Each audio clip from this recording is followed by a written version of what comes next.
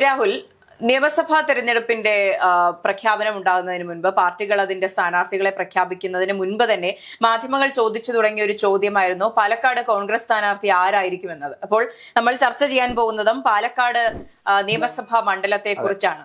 നമ്മൾ പ്രതീക്ഷിച്ചതുപോലെ അല്ലെങ്കിൽ രാഹുൽ മാങ്കൂട്ടത്തിൽ മത്സരിക്കുമോ എന്നുള്ള ചോദ്യങ്ങൾക്കെല്ലാം ശേഷം കോൺഗ്രസ് ഇറക്കിയിരിക്കുന്ന തുറുപ്പുചീട്ട് എന്ന് പറയുന്നത് രമേശ് പിഷാരടിയാണ്. അപ്പോൾ രമേശ് പിഷാരടി ഇറങ്ങുന്നു, BJPക്ക് ശോഭാ സുരേന്ദ്രൻ ഇറങ്ങുന്നു.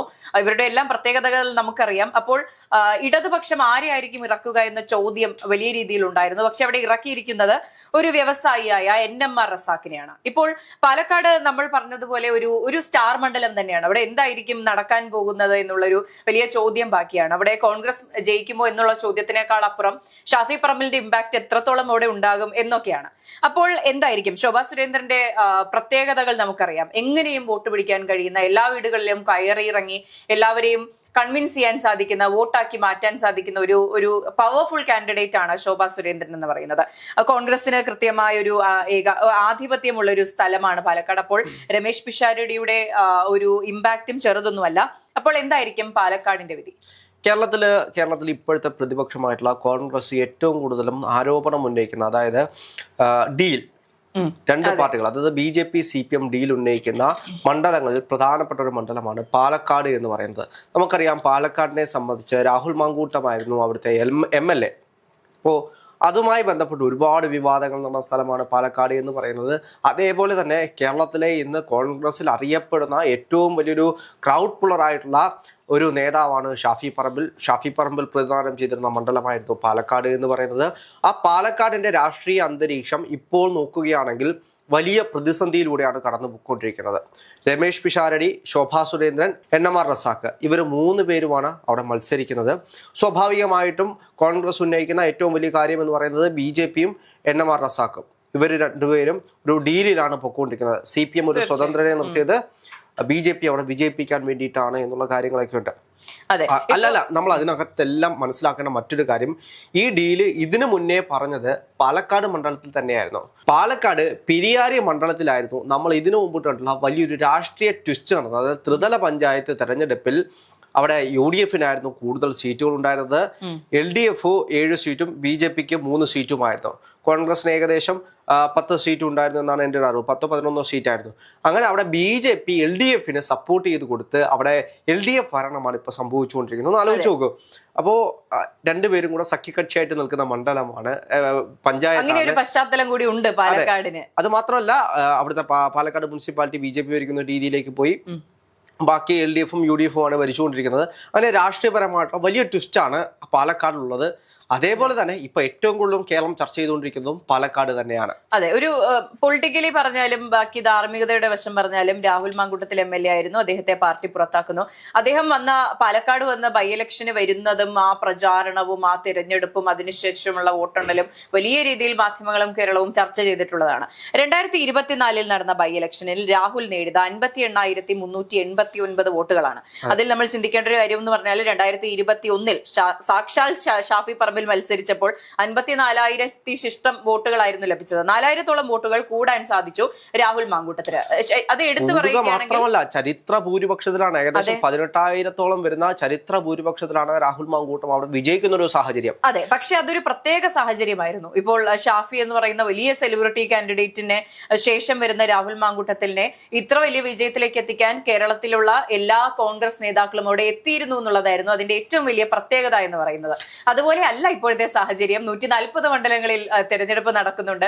140 മണ്ഡലങ്ങളിലും ഈ പറഞ്ഞ എല്ലാ സെലിബ്രിറ്റി നേതാക്കളും എത്തേണ്ടതായുണ്ട്. തെരഞ്ഞെടുപ്പ് പാലക്കാട് മണ്ഡലം മാത്രം കേന്ദ്രീകരിച്ചല്ല നടക്കുന്നത്. അപ്പോൾ അതിൻ്റെതായ ചെറിയ പ്രശ്നങ്ങൾ ഉണ്ടാകാം. പക്ഷേ സ്വാഭാവികമായിട്ടും ഞാൻ കരുതാത്തതിന്റെ പ്രധാനപ്പെട്ട കാരണം എന്ന് വെച്ച് കഴിഞ്ഞാൽ 2021 തെരഞ്ഞെടുപ്പ് നടക്കുന്ന സമയത്ത് BJPക്ക് ഇടാൻ കഴിയുന്ന ഏറ്റവും ശക്തനായിട്ടുള്ള ഏറ്റവും നല്ലൊരു നേതാവായിരുന്നു ഈ ശ്രീധരൻ എന്ന് പറയുന്നത്, മെട്രോമാൻ ശ്രീധരൻ. അതായത് അന്നത്തെ കാലത്ത് നമുക്കറിയാം, എല്ലാവരും സ്റ്റാറ്റസ് ഇട്ടിട്ടുണ്ട്. അതായത് രാഷ്ട്രീയ ഭേദമന്യേ, ജാതി മത ഭേദമന്യേ എല്ലാവരും സ്റ്റാറ്റസ് ഇട്ട് അനുമോദിച്ചൊരു വ്യക്തിയാണ് ഈ ശ്രീധരൻ എന്ന് പറയുന്നത്. നമുക്കറിയാം, കൊച്ചി മെട്രോ, ഉമ്മൻചാണ്ടി കൊണ്ടുവന്ന കൊച്ചി മെട്രോ ഇത്ര കൃത്യമായിട്ട് ഇത്ര വൃത്തിയായിട്ട് ചെയ്ത് പൂർത്തിയാക്കാൻ കഴിഞ്ഞ അതിന്റെ പിന്നിൽ പ്രവർത്തിച്ച എഞ്ചിനീയർ ആയിരുന്നു ഈ ശ്രീധരൻ എന്ന് പറയുന്നത്. അപ്പോ ഏറ്റവും നല്ല പ്ലേസ്മെന്റ് ആയിരുന്നു. ഓഫീസ് തുറക്കുന്നു, വലിയ രീതിയിലുള്ള പ്രചാരണ പരിപാടികൾ നടക്കുന്നു. സാക്ഷാൽ ഷാഫി പറമ്പിലിനോട് തോറ്റത് വെറും 4000 വോട്ടുകൾക്കാണ്. അത് എൻട്രി ചെയ്യുന്നു, വലിയൊരു നേട്ടമുണ്ടാക്കുക തന്നെയാണ് ചെയ്തത്. അതിനുശേഷം വന്ന ബൈ ഇലക്ഷനിലാണ് ഈ പറഞ്ഞ മാറ്റങ്ങളെല്ലാം. അവിടെയാണ് എനിക്ക് സൂചിപ്പിക്കാനുള്ളത്. ശോഭാ സുരേന്ദ്രൻ ഇന്നല്ല മത്സരിക്കുന്നത്, ഇതിനു മുമ്പിട്ടും മത്സരിച്ചിട്ടുണ്ട്. ശോഭാ സുരേന്ദ്രൻ അന്ന് 40,076 വോട്ടാണ്. ഏകദേശം 2016 ഷാഫി പറമ്പിലും ശോഭാ സുരേന്ദ്രൻ തമ്മിൽ മത്സരിക്കുന്നത്.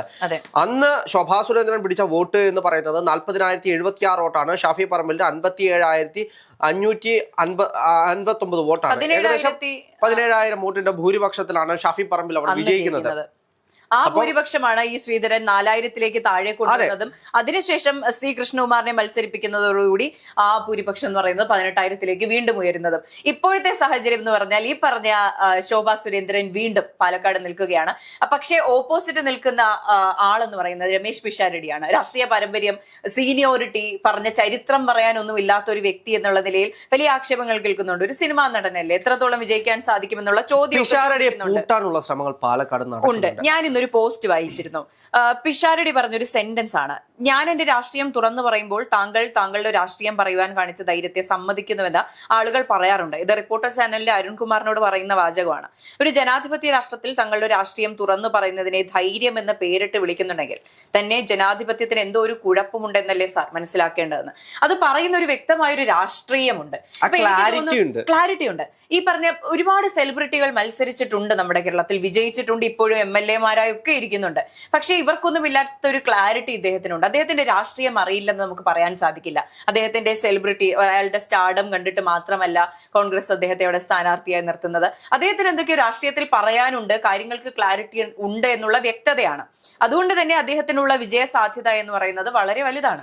ഇതിനകത്ത് മറ്റു കുറച്ച് കാര്യങ്ങൾ ഞാൻ കൂട്ടിച്ചേർക്കാനുണ്ട്. അതിന്റെ പ്രധാനപ്പെട്ട കാരണം എന്ന് വെച്ച് കഴിഞ്ഞാല് നമുക്കറിയാം പാലസ്തീൻ വിഷയം എന്താണ് സംഭവിച്ചിട്ടുള്ളത്, പാലസ്തീൻ ഇസ്രായേൽ എന്താണ് വിഷയം. പിഷാരടി പറഞ്ഞത് ഈ സമയത്ത് നമ്മളത് ചർച്ച ചെയ്യേണ്ട ആവശ്യമില്ല എന്ന് പിഷാരടി പറയുന്ന ഒരു സാഹചര്യം ഉണ്ടായി.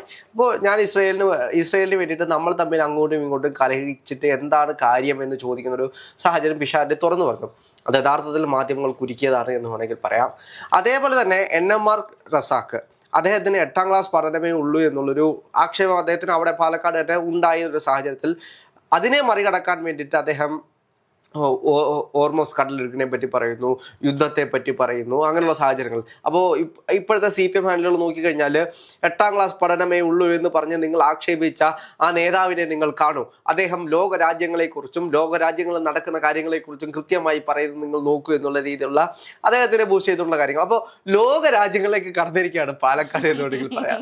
പാലക്കാടിന്റെ രാഷ്ട്രീയ സാഹചര്യങ്ങൾ എല്ലാം മാറി. അതെ, ഇപ്പൊ എല്ലാ ചർച്ചയും എന്താണ്? പാലസ്തീൻ, ഇസ്രായേൽ, ഹോർമോസ് കടലിടുക്ക്, ഇറാൻ, ഇതൊക്കെയാണ് പാലക്കാട് തെരഞ്ഞെടുപ്പ്. അവിടെ രമേശ് പിഷാരടിയും NMR റസാഖ് ഇവരുടെ 2 ടീമും തമ്മിൽ തല്ലുമ്പോൾ ശോഭാ സുരേന്ദ്രൻ സിമ്പിളായി ജയിച്ചു പോകാനുള്ള സാധ്യതയുമുണ്ട്. എന്റെ ഒരു അഭിപ്രായത്തിൽ ശോഭാ സുരേന്ദ്രൻ അവർ വിജയിക്കേണ്ട ഒരു കാൻഡിഡേറ്റ് തന്നെയാണ്. രാഷ്ട്രീയം മാറ്റി നിർത്തിയാൽ എന്റെ ഒരു അഭിപ്രായത്തിൽ BJP ഏതെങ്കിലും ഒരു സുരക്ഷിതമായ ഒരു സ്ഥലം കൊടുത്ത് അവർക്ക് വിജയിക്കാനുള്ള സാധ്യത ഉണ്ടാക്കിയെടുക്കണമായിരുന്നു. കഴിഞ്ഞ തെരഞ്ഞെടുപ്പുകളിലെല്ലാം നമ്മൾ കണ്ടിട്ടുള്ളത് ഒരു വിജയ സാധ്യതയും ഇല്ലാത്തൊരു മണ്ഡലത്തിൽ ശോഭാ സുരേന്ദ്രനെ കൊണ്ടിടുന്നു. അവരവിടെ ഒരു വലിയൊരു ക്രൗഡിനെ പുള്ളി ഇത് സെറ്റ് ചെയ്ത് നിർത്തുന്നു, അടുത്ത തവണ അവിടെ നിന്ന് മാറ്റി കൊണ്ടുപോകുന്നു. അങ്ങനെ ഒരു പ്രവണതയുണ്ട്. അത് മാറ്റി അടുത്ത തവണയെങ്കിലും നല്ലൊരു മണ്ഡലം കൊടുത്ത് വിജയിപ്പിക്കാനുള്ള പരിപാടികൾ BJP നടത്തണം എന്നുള്ളതാണ്. എനിക്ക് ഇതിനകത്ത് ഏറ്റവും വലിയൊരു വിഷയം തോന്നിയത് വെച്ച് കഴിഞ്ഞാല് ഇതിനകത്തൂടെ ഗോൾ അടിച്ചു പോകാൻ പോകുന്നത് രമേശ് പിഷാരടി തന്നെയാണ്. അതിന്റെ പ്രധാനപ്പെട്ട കാരണം ഇപ്പോൾ രമേശ് പിഷാരടി ഒരു നടനാണ്, കോമാളിയാണ് എന്നുള്ള രീതിയിൽ ആക്ഷേപിച്ചുകൊണ്ടിരിക്കുന്നത് CPM ആണ്, കൂടെ BJPയും ഉണ്ട്. ശോഭാ സുരേന്ദ്രൻ തന്നെ പറഞ്ഞത്, ഞാൻ കോൺഗ്രസ്സുകാരോട് വിചാരിച്ചത് ചിലപ്പോൾ ഒരു ശക്തനായിട്ടുള്ള നേതാവ്, ഇപ്പോൾ ഷാഫി പറമ്പിലും രാഹുൽ മാങ്കൂട്ടും ഒക്കെ മത്സരിച്ച മണ്ണായതുകൊണ്ട് ഒരു ശക്തനായിട്ടുള്ള നേതാവിനെ കോൺഗ്രസ് ഇടുമെന്നാണ് കരുതിയത്. പക്ഷെ ഒരു ദുർബലിനെ ഇട്ടുകൊണ്ട് എനിക്ക് വിജയിക്കാനുള്ള സാധ്യത ഇട്ടു തന്നത് കോൺഗ്രസിനോട് നന്ദിയുണ്ട് എന്ന് പറയുന്ന രീതിയിലുള്ള സംസാരം അണ്ടർഎസ്റ്റിമേറ്റ് ചെയ്യപ്പെടുകയാണ്. പിഷാരടി അണ്ടർഎസ്റ്റിമേറ്റ് ചെയ്യുകയാണ്. കാരണം അദ്ദേഹത്തിന്റെ സംസാരത്തിലെ ക്ലാരിറ്റി അത് ജനങ്ങൾ ശ്രദ്ധിക്കും. ഒരു നേതാവിന് വേണ്ടുന്ന എല്ലാ ഗുണങ്ങളും നമ്മൾ നിലപാടുണ്ട്, കാര്യവിവരമുണ്ട്, എന്തൊക്കെയാണ് നടക്കുന്നത് എന്നതിനെ പറ്റി ഗ്രാഹ്യമുണ്ട്. എന്താണ് സെലിബ്രിറ്റി അല്ല, എന്താണ് ജനാധിപത്യം എന്നതിനെ പറ്റിയെങ്കിലും ഒരു പൂർണ്ണ ഗ്രാഹ്യമുള്ള ഒരു വ്യക്തിയാണ് അദ്ദേഹം. അദ്ദേഹത്തിന് കൃത്യമായി തന്നെ കാര്യങ്ങൾ നയിക്കാനുള്ള ഒരു ആർജവം, ഒരു കഴിവുണ്ട് എന്ന് തന്നെയാണ് വിശ്വസിക്കുന്നത്. ഇപ്പോഴത്തെ സാഹചര്യത്തിൽ രമേശ് പിഷാരടി തന്നെയാണ് വിജയിക്കാനുള്ള സാധ്യത. ഇപ്പോഴത്തെ സാഹചര്യത്തിൽ നമ്മൾ മനസ്സിലാക്കേണ്ടതെന്ന് വെച്ച് കഴിഞ്ഞാൽ 2024 മത്സരിക്കുമ്പോൾ അവിടെ BJPക്ക് ഉണ്ടാകുന്ന വോട്ട് എന്ന് പറയുന്നത് 39,549 വോട്ടാണ്. അവിടെ CPM ഉണ്ടാകുന്നത് 37,293 വോട്ടാണുള്ളത്. അപ്പോൾ സ്വാഭാവികമായിട്ടും സരിന് കിട്ടേണ്ട വോട്ടുകളൊക്കെ ചിലപ്പോൾ രാഹുൽ മാങ്കൂട്ടത്തിന് പോയതാകാം എന്നുള്ള ചിന്തകൾ ഉണ്ടെങ്കിൽ പോലും 50,000 വോട്ടായിരുന്നു ഈ ശ്രീധരൻ വാങ്ങിച്ചത്. അതായത് 11,000 വോട്ടിന്റെ ലീഡ് അവിടെ ഈ ശ്രീധരന് 2021 ഉണ്ടായിരുന്നു. അതെ, ഈ ശ്രീധരൻ ഉണ്ടാക്കിയെടുത്ത ഒരു ക്രൗഡിൽ നിന്ന് 11,000 പേർ കൊഴിഞ്ഞു പോയാണ് ഈ പറഞ്ഞ BJPയിലേക്ക്, അല്ല നമ്മുടെ രാഹുൽ മാങ്കൂട്ടത്തിന് വോട്ട് കയറുന്നത്. അതെ അതെ. CPM-നെ സംബന്ധിച്ച് CPM-ന് ഏകദേശം എല്ലാ സമയത്തും 38,000, 36,000, 37,000 വോട്ടുകളൊക്കെ ഉള്ളൂ. അതായത് 2016 38,000 വോട്ട്, 2021 36,000 വോട്ട്, 2024 37,000 വോട്ട്. വോട്ട് ഇങ്ങനെ കുറഞ്ഞു വരുന്ന സാഹചര്യമാണ്. പാലക്കാടിന്റെ രാഷ്ട്രീയ സാഹചര്യം വിലയിരുത്തുകയാണെങ്കിൽ എല്ലാ കാലവും അവിടെ മത്സരം നടക്കുന്നത് കോൺഗ്രസും BJPയും തമ്മിലാണ്. മൂന്ന് ടൈമായിട്ട് അങ്ങനെ തന്നെയാണ്. നമ്മൾ കഴിഞ്ഞ ദിവസങ്ങളിലൊക്കെ ചർച്ച ചെയ്തതുപോലെ ഒരു BJP CPM ഡീൽ അവിടെ നടക്കുന്നുണ്ടോ എന്ന് സംശയിക്കേണ്ടിയിരിക്കുന്നു. ഒരു ദുർബലനായ സ്ഥാനാർത്ഥി നിൽക്കുന്നു, നിങ്ങൾ പാലക്കാട് എടുത്തോളൂന്ന് BJPക്ക് വാഗ്ദാനം കൊടുക്കുന്നു, ചിലപ്പോൾ കേരളത്തിലെ മറ്റൊരു സീറ്റ് വാഗ്ദാനം തിരിച്ചും കൊടുത്തിട്ടുണ്ടാവാം. അത്തരത്തിലുള്ള ഡീലൊക്കെ സംശയിക്കേണ്ട ഒരു സാഹചര്യമാണ് ഇപ്പോഴുള്ളത്. എന്റെ കണക്കുകൂട്ടലിൽ NMR റസാഖ് 20,000 വോട്ടുകളാണ് പിടിക്കുന്നതെങ്കിൽ അവിടെ ശോഭാ സുരേന്ദ്രൻ വിജയിക്കുന്ന ഒരു സാഹചര്യം ഉണ്ടാവും. അതെ, CPM-ന്റെ വോട്ടുകൾ കൃത്യമായിട്ട് CPM-ന് പോകുന്നുണ്ടെങ്കിൽ ഏകദേശം 37,000 തൊട്ട് 40,000 വോട്ടുകൾ CPM-ന് അവിടെ ഉണ്ട്. അതൊരു സ്റ്റാഗ്നന്റ് വോട്ടാണ്. ആ വോട്ട് CPM പിടിക്കുകയാണെങ്കിൽ പിഷാരടി ആയിരിക്കും അവിടെ വിജയിക്കാൻ പോകുന്നത്. ഇതാണ് അവിടുത്തെ ഒരു ട്രെൻഡ്.